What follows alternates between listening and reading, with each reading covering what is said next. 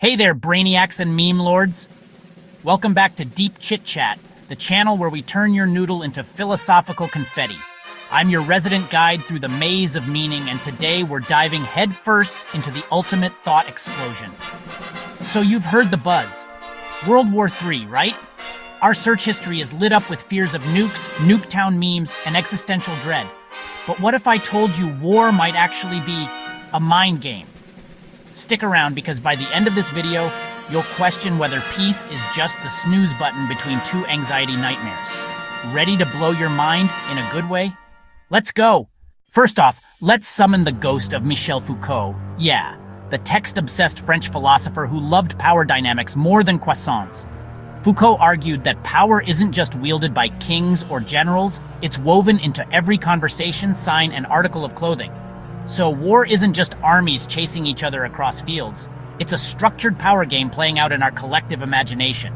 Imagine two kids playing chess, except every piece on the board controls entire continents. Every news headline, meme, or angry tweet is like moving a pawn. It shapes how we see ourselves and the other side. Now channel your inner Foucault. Power circulates, and we're all both players and pawns. If you tweet OMG World War III, you're not just scared, you're playing the game. And yes, that means you have the power to flip the board, so play wisely. Next up, Friedrich Nietzsche, the OG edgelord philosopher. Nietzsche said everything boils down to a will to power. Basically, life is a quest to assert your influence. War, in this sense, is just the most extreme flex. Nations flex armies like influencers flex Rolexes. Citizens flex patriotism like it's the latest Snapchat filter. If Plato had a Twitter, he'd be roasting Nietzsche. Yo Fritz, chill on the flex, bro. But Nietzsche would clap back, all life is war. Even your brain warping over whether to eat guac or not. So when you hear World War III, you're witnessing the ultimate power flex session. And trust me, the hot take wars and YouTube comments can get just as brutal.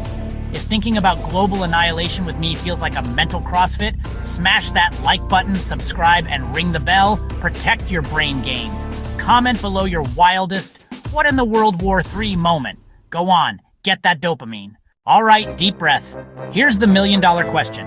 If peace is just a temporary lull between two wars, what's the real meaning of war and peace? Let's unpack. Peace as intermission. Think of war movies. You know the drill. Big battle, brief hug scene, then sequel setup. War as default mode? Maybe we're wired for conflict? Foucault would say society scripts us into roles. Hero, villain, bystander, peace as rebellion. The true subversion might be choosing peace. Nietzsche might call it a higher form of will to power, flexing restraint instead of rage. Basically, if peace is just a pit stop, then humanity's road trip is one hell of a joyride, and we haven't even hit gas yet. Look, I know we're all here for memes and mind-bending takes, but by framing war and peace as mental constructs, you level up your philosophical street cred.